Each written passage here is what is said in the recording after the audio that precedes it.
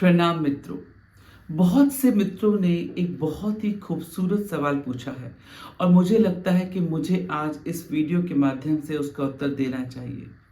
कई मित्रों ने पूछा है कि स्वामी जी, हमें ओशो को क्यों सुनना चाहिए, क्यों पढ़ना चाहिए, या ओशो की ऐसी क्या खासियत है जो अन्य संतों में, गुरुओं में नहीं है, या आप बार बार कहते हैं ओशो को पढ़ा करो, तो क्यों पढ़े हम ओशो को।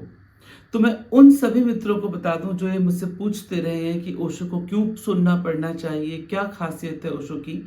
तो इस बारे में बताऊं उससे पहले मैं ये भी बता दूं कि जाहिर सी बात है, मैं तारीफ तो करूंगा, लेकिन ये तारीफ ऐसी नहीं है क्योंकि आप सोचेंगे भाई मैं तो ओशो का सन्यासी भी हूँ, प्रेमी भी हूँ, तो जाहिर सी बात है मैं तारीफ करूंगा। नहीं, ये ऐसा नहीं है। ये मैंने कई बार कहा है, जैसे शाहरुख खान का फैन शाहरुख खान की तारीफ करेगा तो सलमान खान का फैन सलमान खान की तारीफ करेगा।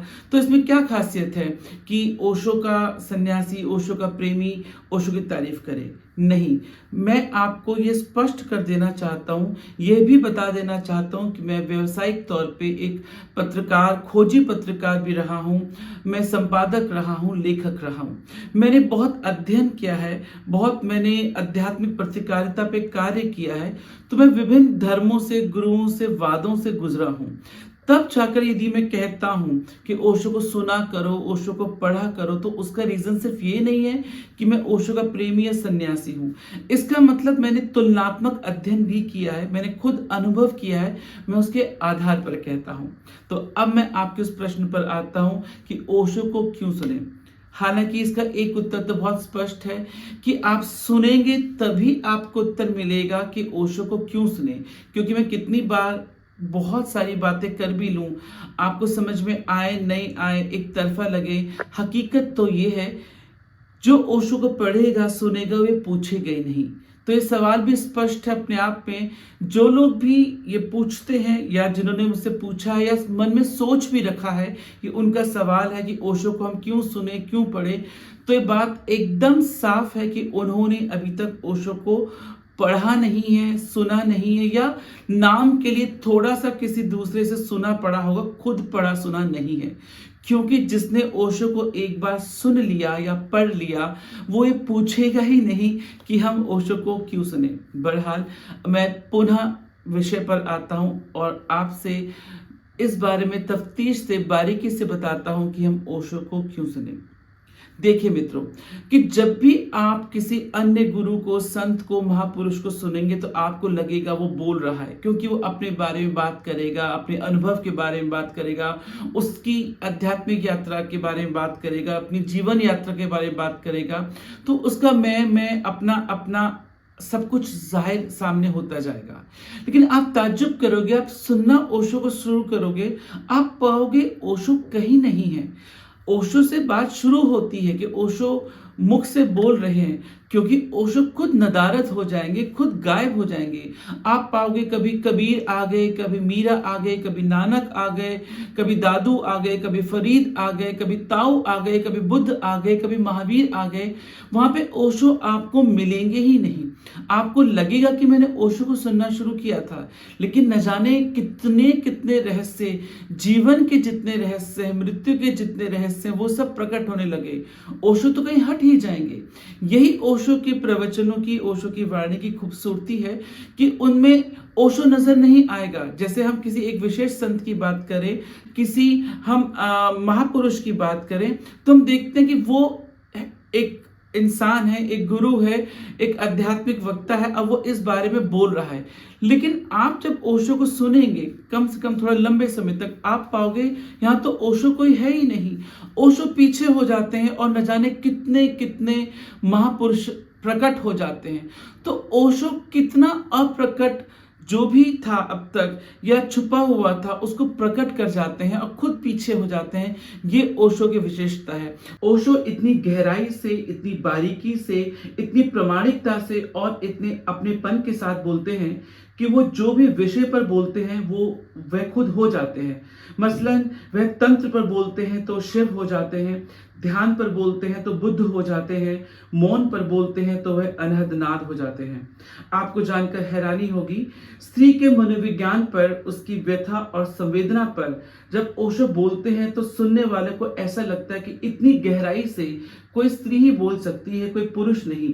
क्योंकि जितनी गहराई से ओशो ने स्त्री को समझा है, उसको बयां किया है, वह बहुत ही किसी के लिए मुश्किल होता है कि इतनी बारीकी से कोई स्त्री जगत को समझ सके।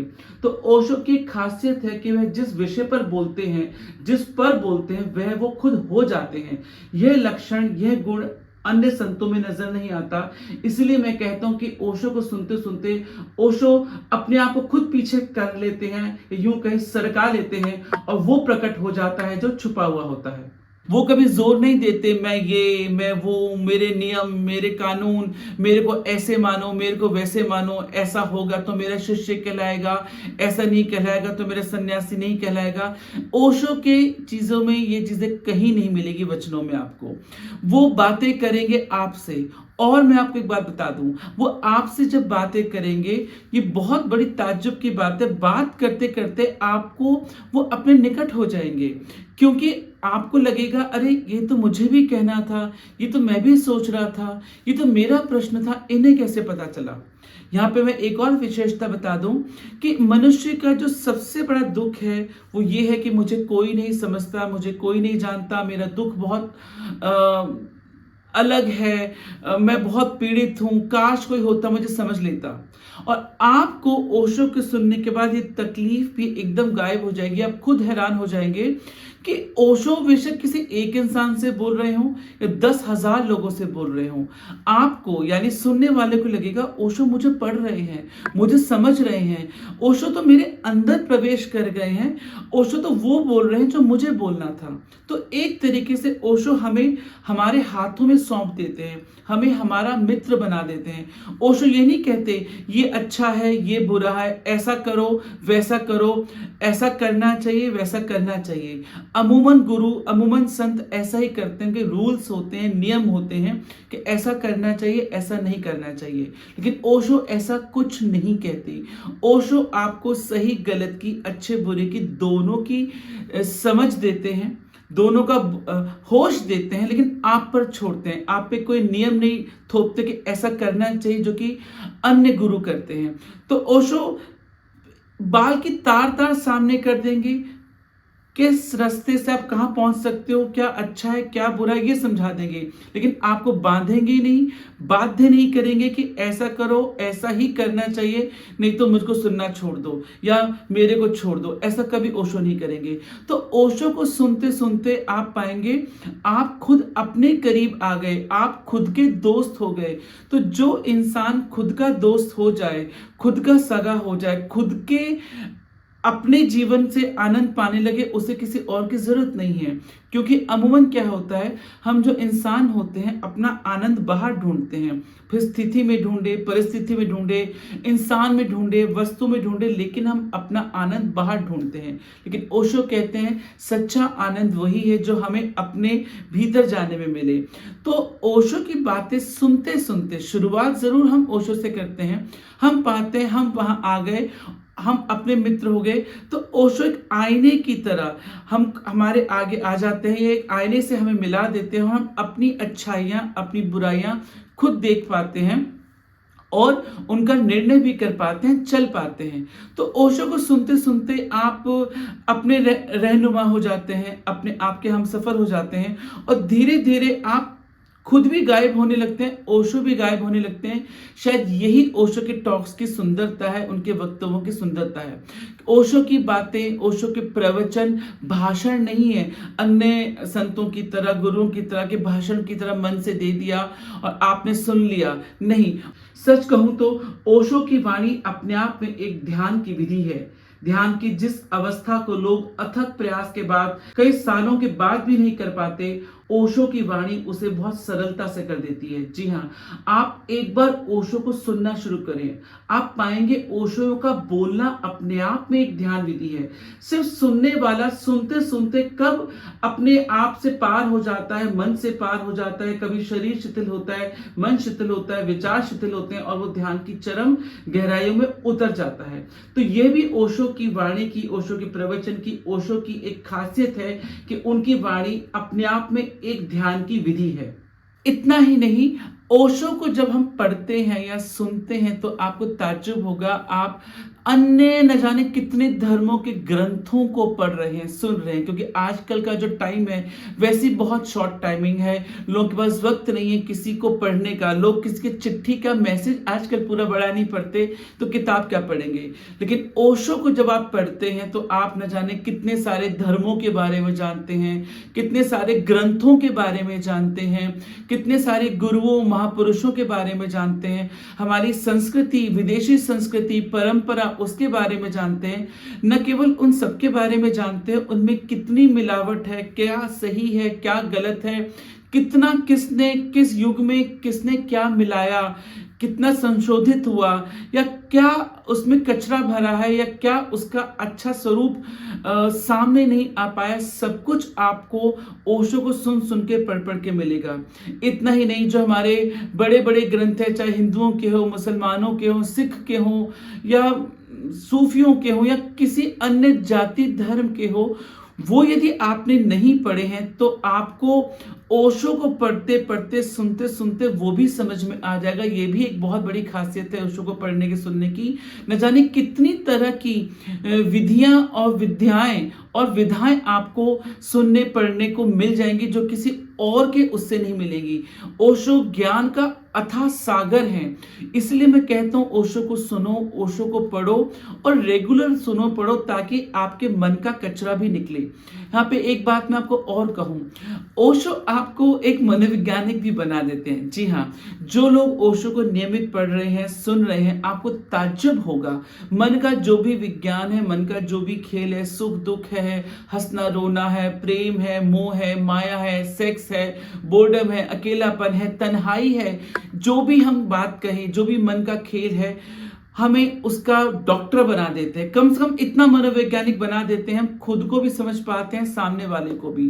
तो ओशो सिर्फ खाली पुलाव की बातें, दूर की बातें, आसमान की बातें, स्वर्ग की बातें ही नहीं करते कि फलाने देवता ऐसे, फलाने की इसके इतने हाथ क्यों, इसके इतने सूंड क्यों, पूंछ क्यों, नहीं। ओशो एकदम प्रैक्टिकल बात करते हैं, व्यवहारिक बात करते हैं। और आजकल का जो यूथ है, आजकल का जो इंसान है, उसे हर बात का साइंटिफिक आंसर चाहिए, व्यवहारिक प्रैक्टिकल आंसर चाहिए। तो एक और कारण ये भी है कि ओशो जो भी बोलते हैं उसके पीछे लॉजिक है। आप ताज्जुब करोगे, ओशो ने ऐसी कोई बात नहीं करी जिसका लॉजिक नहीं है। आपको साइंटिफिक लॉजिक चाहिए, आपको स्पिरिचुअल लॉजिक चाहिए, आपको उसका कोई पारंपरिक लॉजिक चाहिए, या आपको उसका कोई भी मनोवैज्ञानिक उत्तर चाहिए, कुछ भी आपको चाहिए, ओशो के पास उसका बेस है। और सबसे बड़ी बात है कि ओशो आपको किसी एक बात का उत्तर नहीं देते, जैसे मैंने कहा, क्योंकि उत्तर तो आम गुरु या यूं कहो वो लोग देते हैं जिनके पास गिने चुने उत्तर होते हैं। ओशो हमें खुद उत्तर ढूंढने की कला सिखा देते हैं, वो खुद हमें सिखा देते हैं, क्योंकि ओशो कहते हैं कि उत्तर तो जो मैंने दिया तुम्हारे काम आए ना आए क्या पता। तो ओशो हमें खुद इतना पारंगत करने का प्रयास करते हैं कि हम खुद उसका हल ढूंढ सके। और लेकिन अगर मैं आम भाषा में कहूं कि जो उत्तर देते हैं ओशो, तो ओशो एक उत्तर नहीं देते, ओशो हमारे तल पर उतरते हैं। बाकी गुरुओं के साथ क्या होता है कि उन्होंने अपना उत्तर दे दिया, वेदों में लिखा है, शास्त्रों में लिखा है, फलाने पुराणों में लिखा है, या उन्होंने अपने गुरु से क्या सीखा, उन्होंने कॉपी पेस्ट किया और आपको फॉरवर्ड कर दिया। नहीं, ओशो सामने वाले के हिसाब से, उसका तल आध्यात्मिक है, नहीं है, वैज्ञानिक है, वो आस्तिक है, वो नास्तिक है, वो समझ पाता है, वो नहीं समझ पाता, वो चोर है, वो डाकू है, वो बच्चा है, वो स्त्री है, वो पुरुष है, कुछ भी है, ओशो उसके तल पर उतरते हैं। और तल पर उतरने के बाद उसको एक नहीं अनेक उदाहरण देकर समझाते हैं। तो ये भी ओशो के वक्तव्यों की, प्रवचनों की खासियत है। इसलिए मैं कहता हूं सुना करें, क्योंकि आपको अपनी एक उलझन के कई सारे उत्तर मिलेंगे। और अच्छी बात तो ये है कि यदि आप नियमित सुनते हैं तो आप पाएंगे कि आपको पूछने की जरूरत भी नहीं पड़ेगी। आप कहोगे ये तो मेरे मन में चल रहा था। तो ओशो एक रीडर है जो आपके, जैसे मैंने कहा, मन में घुस जाते हैं। वो खुद प्रश्न भी बना देंगे और कई बार आपके गहरे में जो प्रश्न है वो भी जान जाएंगे। तो आप खुद कहेंगे ये तो मुझे पूछना था, ये तो मुझे कहना था, ये तो मैं भी सोच रहा था, इन्हें कैसे पता चला। तो ये भी बहुत बड़ी खासियत है कि ओशो को यदि आप सुने तो आप खुद ही पाएंगे कि इन्होंने बहुत सारे उत्तर तो मुझे ऐसे ही दे दिए। अब एक और मैं आपको कारण बताता हूँ क्यों। सुनिए, ओशो को सुनते सुनते जो लोग सुनते हैं उनकी हिंदी बहुत अच्छी हो जाती है, अंग्रेजी बहुत अच्छी हो जाती है। सच मानिए मित्रों कि ओशो को यदि आप सुनेंगे तो आप खुद पाएंगे कि आपकी हिंदी की वेकेबलरी हो या इंग्लिश की वेकेबलरी, मतलब शब्दकोश हो, बहुत अच्छा होता जा रहा है। और हिंदी इंग्लिश का ही नहीं बल्कि आपको विभिन्न भाषाओं का ज्ञान हो रहा है। ओशो ने इतने विषयों पे इतनी गंभीरता से, इतनी विद्वता के साथ, इतनी बारीकी के साथ, सूक्ष्मता के साथ, विस्तृत रूप में इतना बोला है कि आप हैरान हो जाओगे वो शब्द कहां से लाते हैं। और कभी कभी कितने लोग तो मैंने खुद देखा है, मैं अपनी बात करूं, लोग कहते हैं स्वामी जी आपका हिंदी बहुत अच्छी, प्रोनाउंसिएशन बहुत अच्छा, बोलते बहुत अच्छा है। या मैं औरों को भी देखता हूं कि मैंने कम से कम 3000 लोग के इंटरव्यूज लिए हैं। और जब भी मैं किसी ऐसे सेलिब्रिटी को देखता हूं जो बहुत अच्छा वक्ता है और मैं फिर उसको बाद में पूछता हूं तो मुझे पता चलता है हाँ वो ओशो को कहीं ना कहीं सुनता है, पढ़ता है, उससे इंप्रेस है। तो कहने का मतलब ये है कि अगर आप ओशो को सुनते पढ़ते हैं तो आपकी भाषा, आपकी शब्दावली भी बहुत सुंदर होती है। इतना ही नहीं, आपके अंदर काव्यात्मक गुण भी आते हैं, क्योंकि ओशो अपने प्रवचनों के माध्यम से सिर्फ बातें नहीं करते, उत्तर ही नहीं देते, बल्कि कहीं ना कहीं वह हमको गीत, गजल, चुटकुले, कविताओं से भी जोड़ते हैं। कितने सारे गीत आपको ओशो के प्रवचन में सुनने को मिलेंगे, ऐसे चुटकुले जो शायद अब लोग रील्स में या शॉर्ट्स में यूज करते हैं वो ओशो से चोरी कर करके बोल रहे हैं। या ऐसे कई सारे मूवी के डायलॉग जो ओशो की बुक्स में हैं। तो बहुत सारी चीजें ऐसी हैं, यदि आप ओशो को सुन रहे हैं, पढ़ रहे हैं, तो आपको लगेगा वाह कितनी खूबसूरत गजल थी, मैंने इसको पहले कभी सुना था, समझा आज है। कोई दोहा मैंने पढ़ा कहीं था, समझा आज है। कोई शब्द, कोई वाणी मैंने पढ़ी उस किताब में थी, सुनी उस मूवी में थी, लेकिन समझी मैंने आज है। तो ओशो किसी बंधी हुई इंसान का नाम नहीं है जो किसी एक परिपाटी पे चल रहे हैं और वो अपनी बोझ उतार के आपको देना चाहते हैं कि ऐसा मान लो, ऐसा कर लो। ओशो पूरी तरीके से खुद भी स्वतंत्र है और हमें भी स्वतंत्रता प्रदान करते हैं। इतना ही नहीं, ओशो को सुनने पढ़ने वाला कुशल वक्ता भी हो जाता है यदि वह सच में ओशो को सुन पढ़ रहा है। आपको ताज्जुब होगा कि कौन आत्मविश्वास से भरना नहीं चाहता, कौन नहीं चाहता कि सामने वाले को इंप्रेस करे अपनी लॉजिक से। तो ये आत्मविश्वास भी ओशो को सुनकर बहुत तुम्हें पैदा होता है। और बहुत सारे वक्ता आज ऐसे हैं जो अपने अपने मंचों पर महारत हासिल किए हुए हैं, सेलिब्रिटी हैं, वह भी कहीं ना कहीं ओशो को नियमित सुनते हैं, पढ़ते हैं। और वो खुद कहते हैं कि मेरे इस बोलने में, मेरे इस वक्तव्य में, मेरी इस शैली में ओशो का बहुत बड़ा योगदान है, जो कई बार वो खुद मुझे अपने इंटरव्यूज में बताते हैं। ओशो कोई चांद तारों की बात नहीं करते, वो रोजमर्रा की बात करते हैं। मैं इसलिए कहता हूं कि ओशो को सुने, क्योंकि एक तो ये क्या होता है कि हम आजकल के जो गुरु हैं या जो पुराने गुरु हैं उनसे तो हम पूछ नहीं सकते, और जो आजकल के गुरु हैं इतनी स्वतंत्रता देते नहीं है। तो ओशो बिना कहे जो आज के भी आपके प्रश्न है, जो आपको लगा होगा कि ओशो तो अब जीवित नहीं है शरीर में, तो कैसे उत्तर देंगे, आपको हैरानी होगी। वो चाहे आपके अकेलेपन का प्रश्न हो या आपके सेक्स से जुड़ा प्रश्न हो, वो आपके प्रेम का प्रश्न हो या आपके वैवाहिक जीवन का प्रश्न हो, आपके तलाक का प्रश्न हो, विवाहेतर संबंध का प्रश्न हो या किसी लत का प्रश्न हो, कुछ भी प्रश्न हो, वो रोजमर्रा की बात करते हैं।